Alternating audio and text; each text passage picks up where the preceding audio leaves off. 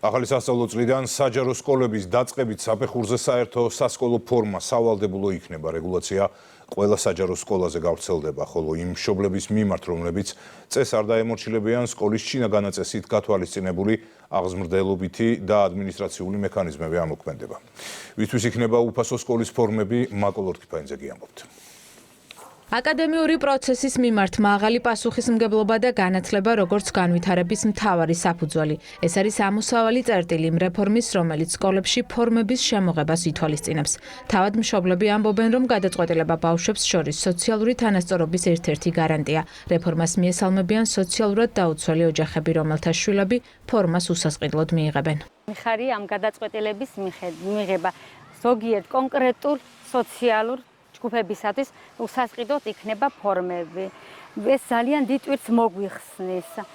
მე ზოგადად მივესალმები სკოლებში ფორმების შემოღებას, რადგან ეს ბავშვებში უზრუნველყოფს თანასწორობას.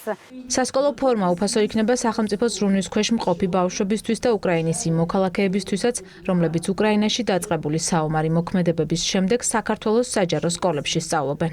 ძალიან კარგი სიურპრიზი იყო ის, რომ საქართველოს მთავრობა უფასოდ გადმოგცემს ფორმას. დიდი მადლობა, ძალიან გვიხარია. გვგრძნობთ საქართველოს ხელისუფლების მხარდაჭერას, რაც მნიშვნელოვანია ჩვენთვის აქ ყოფნის განმავლობაში.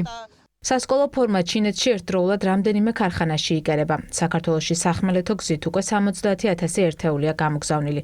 ეს პირველი ეტაპია. ფორმებს განათლების უწყება 20-დან 25 აგვისტოს ჩათვლით მიიღებს. რეალიზება კი 1 სექტემბერს დაიწყება, როგორც კონკრეტული ობიექტებიდან, ისე ონლაინ რეჟიმში. 15 სექტემბრამდე სასკოლო ფორმა ხელმისაწვდომი იქნება პირველ კლასელებისთვის. სემესტრის დასრულებამდე კი ფორმის შეძენას 6 კლასის ჩათვლით ყველა ბავშვი შეძლებს. მთელი პროცესი, როგორც წარმოების, ანუ შეკერვის პროცესი, ასევე მისი ტრანსპორტირება ამ ეტაპისთვის დადგენილი გრაფიკით მიმდინარეობს და არანაირი დარღვევა გრაფიკში ან რაღაცა ცდომილება არ გვაქვს. ამჟამად ვასრულებთ ჩვენ ფაქტიურად ხელშეკრულების გაფორმების პროცესში ვართ ბანკებთან, რომელთაც აქვთ გარკვეული შემოთავაზებები საშეღავათო პირობებთან დაკავშირებით და ესეც საზოგადოებისთვის იქნება ცნობილი იმასთან დაკავშირებით თუ როგორ, ასე ვთქვათ, კონკრეტული ბანკის ბარათით ფორმის შეძენის შემთხვევაში რა შეღავათები შეიძლება ბანკმა გაითვალისწინოს. საჯარო სკოლებში ფორმების შემოღება ზოგადი განათლების რეფორმის ერთ-ერთი მნიშვნელოვანი ნაწილია. მიზანი კი სასწავლო პროცესის მიმართ მოსწავლეების განწყობისა და დამოკიდებულების შექმნაა.